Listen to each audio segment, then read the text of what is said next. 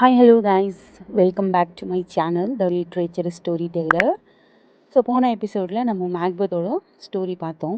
அதில் வந்து மேக்பத் எப்படி கிங் ஆறான், கிங் டங்கனை கொலை பண்ணிவிட்டு இவன் எப்படி வந்து கிங் ஆறான், அந்த மாதிரி பார்த்தோம். இன்றைக்கி வந்து இப்போ நெக்ஸ்ட் என்ன ஆகுதுன்னு பார்க்கலாம். வாங்க கதைக்குள்ள போகலாம்.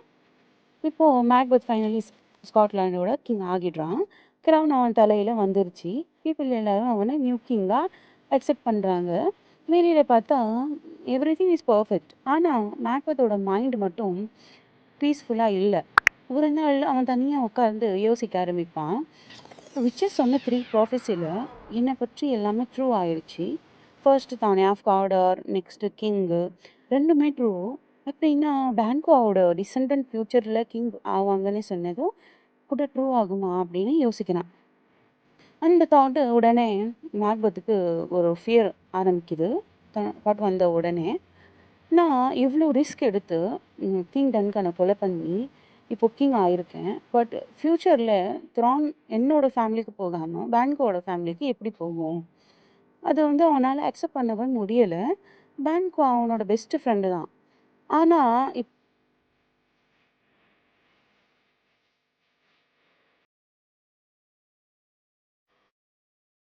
இப்போது ஃப்ரெண்ட்ஷிப்பை விட அவனுக்கு வந்து பவர் தான் முக்கியமாக தெரியுது. அந்த ஃபியரு நாளுக்கு நாள் இன்க்ரீஸ் ஆகும். பேங்கோ அவனோட ஃப்ரெண்டு தான். ஆனால் பேட்டில் ஃபீல்டில் 2 பேரும் சேர்ந்து ஃபைட் பண்ணுவாங்க. ரொம்ப நல்ல ஃப்ரெண்ட்ஷிப் கூட இருக்குது இவங்க 2 பேருக்கும்.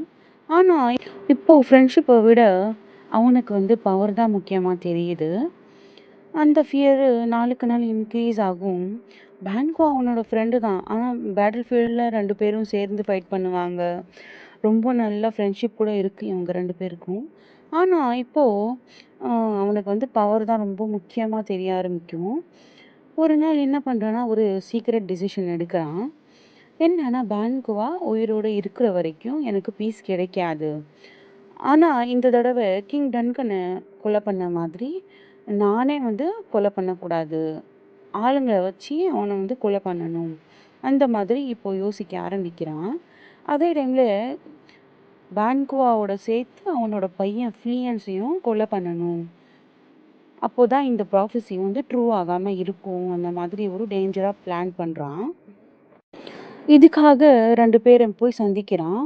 2 மர்டரர்ஸ் இருப்பாங்க, கொலை பண்ணுறவங்க, ஒரு கேங் இருக்கும். அவங்கள போய் மீட் பண்ணுறான். அவங்கக்கிட்ட சொல்லுவான் பேன்குவாவை கில் பண்ணணும் அப்படின்னு சொல்லுவான். ஆனால் அவங்க ஃபஸ்ட்டு ஸ்டார்டிங்கில் வந்து ஹெசிடேட் பண்ணுவாங்க, ரெஃப்யூஸ் பண்ணுவாங்க கொலை பண்ணுறதுக்காக. ஆனால் மேக்பத் வந்து அவங்கள மேனிப்புலேட் பண்ணி அவங்கள வந்து எப்படியாச்சும் ஒத்துக்க வைப்பான். பேன்குவா தான் அவங்க லைஃபை ஸ்பாயில் பண்ணிடுவான். இவன் இருந்தால் நீங்கள் தான் இன்னும் சஃபர் பண்ணுவீங்க அப்படின்னு எல்லாம் சொல்கிறான். சொல்லி கொஞ்சம் கொஞ்சமாக மேனிப்புலேட் பண்ணி அவங்கள வந்து கன்வின்ஸ் பண்ணிடுவான். அதுக்கப்புறம் இன்னொரு இம்பார்ட்டன்ட் இன்ஸ்ட்ரக்ஷன் கொடுப்பான். என்னன்னா பேன்குவா மட்டும் இல்லை, அவனோட சன் ஃப்ளீயன்ஸையும் கொலை பண்ணிடுங்க. ஏன்னா அப்போது தானே விச்சஸ் சொன்ன ப்ராஃபஸி மறுபடியும் ட்ரூ ஆகாமல் இருக்கும். பேன்கோட டிசெண்டன்ட் தானே ஃப்யூச்சர் கிங்ஸ்னு சொல்லியிருப்பாங்க. ஸோ ஃப்ளீயன்ஸ் எஸ்கேப் ஆகிட்டான்னா இந்த ப்ராஃபஸி வந்து ட்ரூ ஆகிடும். ஸோ இதுக்காக தான் ஃப்ளீயன்ஸையும் சேர்த்து கொலை பண்ணணும் அப்படின்னு சொல்லுவான். மேக்பத் நினைப்பான் பேன்குவாவும் ஃப்ளீயன்ஸையும் ஒரே டைமில் ஃபினிஷ் பண்ணிட்டா ப்ராஃபஸி முடிஞ்சிடும்.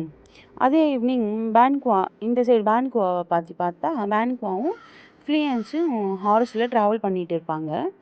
ரோடு ஃபுல்லாக டார்க்காக இருக்கும். சடன்லி இந்த கொலை பண்ணுற கேங் இருக்கு இல்லையா, அங்கே வந்து போய் அவங்கள வந்து அட்டாக் பண்ண ஸ்டார்ட் பண்ணுவாங்க. பேன்குவாவோட சோல்ஜர் ஆச்சு, அவன் வந்து ரொம்ப பிரேவாக ஃபைட் பண்ண ட்ரை பண்ணுவான். ஆனாலும் அவனால் முடியலை. ஏன்னா இவங்க வந்து ரொம்ப நிறைய பேர் இருப்பாங்க. ஸோ பேன்குவாவால் ஃபைட் பண்ண முடியாது. அதனால அவன் வந்து சீரியஸாக அட்டாக் ஆகிடுறான். அவன் இருக்கிறதுக்கு முன்னாடி அவனோட சன்னை பார்த்து ஒரே ஒரு வார்த்தை தான் கத்துவான். ஃப்ளீயன்ஸ் ரன் ரன் அப்படின்னு சொல்லுவான். ஃப்ளீயன்ஸ் கேட்ட உடனே ஹார்ஸை எடுத்துகிட்டு வேகமாக ஓடி டார்க்னஸ்குள்ளே எஸ்கேப் ஆகிடுவான். இங்கே இந்த கொலைகாரங்க வந்து பேன்குவாவை கொலை பண்ணிடுவாங்க. ஆனால் ஃப்ளீயன்ஸ் எஸ்கேப் ஆகிட்டான். அந்த நியூஸ் மேக்பத் கிட்ட போய் சொல்கிறாங்க. மேக்பத் ரொம்ப ஆங்கிரி ஆகிடுவான். இன்னும் பேன்குவா டெட், பட் ஃப்ளீயன்ஸ் எஸ்கேப் ஆச்சு. அதனால அவனுக்கு வந்து இன்னும் டென்ஷன் தலைக்கு ஏறும். அவனுக்கு புரியும் என்னன்னா அப்படின்னா ப்ராஃபஸி இன்னும் அலைவா தான் இருக்கு. இந்த ப்ராஃபஸி வந்து இன்னும் ட்ரூ ஆகுறதுக்கு ரொம்ப சான்ஸ் இருக்கு. இப்போ ஃபிலியான்ஸ் எஸ்கேப் ஆனதுனால. அதனால வந்து இன்னும் மறுபடியும் அவனுக்கு வந்து ஃபியர் வந்து ரொம்ப நெறையா வருது. மைண்ட்ல ஒரே கன்ஃப்யூஷனா போகும் அவனுக்கு. அந்த நைட் வந்து அவனுக்கு தூங்கவே முடியாது. தூக்கமே இருக்காது. ஸோ அதே டைம்ல அங்க வந்து மேக்பெத் வந்து பேலஸ்ல ஒரு கிராண்டான ஒரு பார்ட்டி ஒண்ணு அரேஞ்ச் பண்ணுவான். அங்க வந்து இப்போ கிங் ஆனதுக்கப்புறம் இதுதான் ஃபர்ஸ்ட் பெரிய ஃபீஸ்ட்டா இருக்கும். ஸ்காட்லாண்ட்ல இருந்த எல்லா நோபல்ஸும் அங்க வராங்க. மேக்பெத் ஸ்மைல் பண்ணிட்டு கெஸ்ட்ட வெல்கம் பண்ணுவான். வெளியில ஹாப்பியா தான் ஆக்ட் பண்றான். ஆனா உள்ளுக்குள்ள பான்குவா மர்டர் பத்தி தான் யோசிச்சுக்கிட்டே இருப்பான். இப்போ இந்த ஃபீஸ்ட்ல என்னென்ன நடக்குதுன்னு பார்க்கலாம். பாருங்க. அந்த ஃபீஸ்ட் நடக்கும்போது என்ன ஆகுச்சுன்னா, திடீர்னு மேக்பெத்தோட ஃபேஸ் சேஞ்ச் ஆகிடும். ஏன்னா, அவன் சேர்ல பான்குவா உட்காந்துருக்கிற மாதிரி தெரியும். அதாச்சும் பான்குவா வந்து டெட் இல்லையா? இப்போ அவனோட ஆவி வந்து அங்க உட்காந்துருக்கிற மாதிரி அவனுக்கு ஃபீல் ஆகும். அவனுக்கு மட்டும் தான் தெரியும். வேற யாருக்குமே தெரியாது. அவன் அவன் வந்து ஃபுல்லா பிளட் இருக்கும். பான்குவாவோட உடம்பு ஃபுல்லா பிளட்டோட அங்க வந்து உட்காந்து பான்குவா மேக்பெத்தே முறைச்சு பார்க்குற மாதிரி மேக்பெத்துக்கு ஃபீல் ஆகும். மேக்பெத் மட்டும் பார்க்குறான். பார்த்து ரொம்ப பயப்படுறான். ஆனா இது வந்து யாருக்குமே தெரியாது. யாருக்குமே வந்து பான்குவாவோட ஆவி வந்து யாருக்குமே தெரியாது. மேக்பெத்துக்கு மட்டும் தான் தெரியும். லேடி மேக்பெத் கூட தெரியாது. இதுதான் மேக்பெத்ல இன்னொரு மிகப்பெரிய சைக்காலஜிக்கல் டர்னிங் பாயிண்ட்டா இருக்கும். அப்போ மேக்பெத் வந்து பான்குவாவோட கோஸ்ட்ட பார்த்து உடனே அவனோட ஃபேஸ் முழுசா சேஞ்ச் ஆயிடும். அவன் ஷாக்கா அந்த சேரையே உத்து பார்த்துட்டு இருப்பான். வந்திருக்கிற கெஸ்ட் எல்லாரும் கன்ஃப்யூஷனா மேக்பெத்தே பார்ப்பாங்க. இவன் ஏன் வந்து அங்கேயே முறைச்சு பார்த்துட்டே இருக்கான் அப்படின்னு யோசிப்பாங்க. அவங்க அவங்களுக்கு அந்த சேர்ல எதுவுமே தெரியாது. காலியா தான் தெரியும். ஆனா மேக்பெத்துக்கு மட்டும் பான்குவா வந்து பிளட் ஃபுல்லா உட்காந்துருக்கான் அப்படின்னு சைலண்ட்டா பார்த்துக்கிட்டு, இவனே முறைச்சு பார்த்துக்கிட்டு இருக்கிற மாதிரி தெரியும். இப்போ மேக்பெத் வந்து கண்ட்ரோல் இல்லாம பேச ஆரம்பிப்பான். அந்த சேர பார்த்து சொல்லுவான், பான்குவோட ஆவிகிட்ட சொல்லுவான், "நீ எப்படி இங்க வந்து ஏன் உட்காந்துருக்க? நீ வந்து செத்துட்ட தானே? நீ எப்படி இங்க வந்த?" அந்த மாதிரி கேட்பான். அவன் வந்து அந்த கோஸ்ட் கிட்ட பேசுற மாதிரி பேசுவான். கெஸ்ட் ஒருத்தருக்கு ஒருத்தர் ஃபேஸ பார்த்துக்கிட்டு நிப்பாங்க. மேக்பெத்துக்கு என்ன ஆச்சு? யார்கிட்ட பேசுறாரு? ஏன் இப்படி இப்படி பண்றாரு? அப்படின்னு யோசிப்பாங்க. அங்க இருக்கிற கெஸ்ட் எல்லாம். மேக்பெத் இன்னும் பேனிக் ஆகிடுவான். மறுபடியும் சொல்லுவான், "என்னை இப்படி பார்க்காதே! போயிடு. ப்ளீஸ் என்னை விட்டுட்டு போயிடு. போ" அப்படின்னு இன்னும் பேசுவான். அவன் வந்து கத்துற மாதிரியே பேச ஆரம்பிப்பான். அந்த சீன் பார்த்த அங்க இருக்கிற நோபல்ஸ் எல்லாருக்கும் ரொம்ப ஸ்ட்ரேஞ்சா இருக்கும். இந்த சிச்சுவேஷன வந்து டேஞ்சரஸா போகுது அப்படின்னு லேடி மேக்பெத் வந்து இம்மீடியட்டா அண்டர்ஸ்டாண்ட் பண்ணிடுவாங்க. அவ உடனே கெஸ்ட் கிட்ட ஸ்மைல் பண்ணிட்டு சொல்வா, "டோன்ட் வரி, இது ஃபர்ஸ்ட் டைம் இல்ல. சம்டைம்ஸ் கிங்குக்கு இப்படி தான் ஆகும். கொஞ்ச நேரத்திலே நார்மல் ஆயிடுவாரு" அப்படின்னு சொல்லி அந்த சிச்சுவேஷன ஹேண்டில் பண்றாங்க லேடி மேக்பெத். அப்போதான் கெஸ்ட் எல்லாரும் கொஞ்சம் காம் ஆறாங்க. கொஞ்ச நேரத்துக்கு அப்புறம் பான்குவாவோட கோஸ்ட்டும் டிஸப்பியர் ஆகிடும்.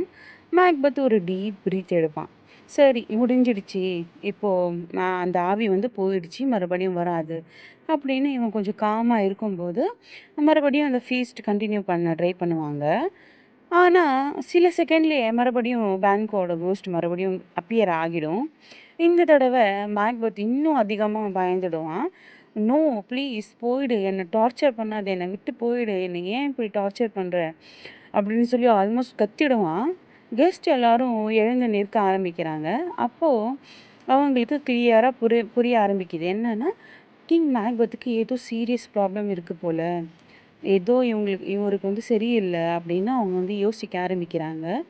இப்போ லேடி மேக்பெத்தால ஒண்ணுமே இந்த சிச்சுவேஷன வந்து ஹேண்டில் பண்ணவே முடியல.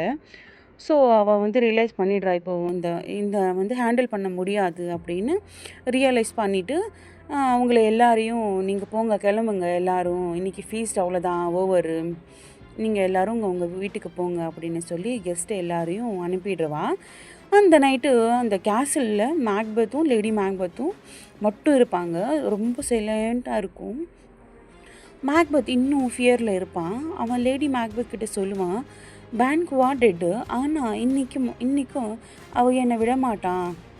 இப்போ அவன் செத்துட்டான், செத்தும் கூட என்னை வந்து விட மாட்டேங்கிறான் அப்படின்னு சொல்லுவான். அவனோட கோஸ்ட் வந்து என்னை ஃபாலோ பண்ணிக்கிட்டே இருக்குது அப்படின்னு லேடி மேக்பத் கிட்ட சொல்லி ரொம்ப ஃபீல் பண்ணுவான்.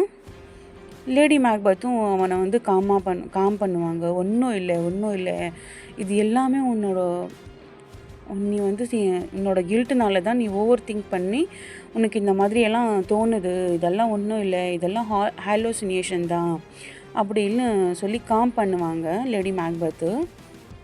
கோஸ்டெல்லாம் எதுவுமே இல்லை, நீ ஓவர் திங்க் பண்ணுறதுனால தான் இதெல்லாம் உனக்கு இந்த மாதிரி தெரியுது, அந்த மாதிரி எக்ஸ்ப்ளனேஷன் கொடுப்பாங்க லேடி மேக்பத். ஆனால் அது வந்து அவனோட மைண்டில் வந்து ஏறாது. மறுபடியும் யோசிக்க ஆரம்பிக்கிறான். விச்சு சொன்ன ப்ராஃபஸியும் முழுசாக என்ன மீனிங் அப்படின்னு இப்போ யோசிக்க ஆரம்பிப்பான். அந்த ப்ராஃபஸியோட மீனிங் என்ன, முழு மீனிங்கும் நம்ம வந்து தெரிஞ்சுக்கணும், இன்னும் என்னென்ன நடக்க போகுதுன்னு நம்ம வந்து தெரிஞ்சுக்கணும் அப்படின்னு ஃபைனலி ஒரு டிசிஷன் எடுப்பான். என்னன்னா, நான் மறுபடியும் அந்த 3 விச்சஸை மீட் பண்ண போகிறேன், இந்த ஃப்யூச்சரில் என்னென்ன நடக்க போகுதுன்னு டைரெக்டாக அவங்கக்கிட்ட கேட்கணும் அப்படின்னு இப்போது ஒரு ஃபைனல் டிசிஷன் எடுத்துகிட்டு காலையில் மறுபடியும் நெக்ஸ்ட்டு எழுந்து மேக்பத் மட்டும் தனியாக ஹார்ஸ் எடுத்துக்கிட்டு கிளம்புவான். அந்த மிஸ்டீரியஸ் பிளேஸுக்கு போகிறான். அங்கே மறுபடியும் 3 விச்சஸ் அவனுக்காக வெயிட் பண்ணிகிட்டு இருப்பாங்க. ஓகே, அடுத்த பாட்டில் மேக்பத்தோட கண்டினியூஷன் பார்க்கலாம். அந்த பாட்டில் என்ன பார்க்கலான்னா, மறுபடியும் இப்போ இவன் சந்திக்கிறானா, அந்த விச்சஸை சந்திக்கிறானா, அவங்க என்ன சொல்ல போகிறாங்க, மறுபடியும் ஒரு புதிய 3 ப்ராஃபஸி பற்றி சொல்லுவாங்க. அந்த 3 ப்ராஃபஸி வந்து இந்த கதையை எப்படி வந்து இன்னும் டேஞ்சரஸாக கொண்டு போகுது, மேக்பத் வந்து என்னென்ன ஒரு மிஸ்டேக் பண்ணுறான், அது எல்லாமே வந்து நம்ம நெக்ஸ்ட் எபிசோடில் பார்க்கலாம். ஸோ அது வரைக்கும் stay tuned, subscribe my channel, like, comment and share. Okay, bye.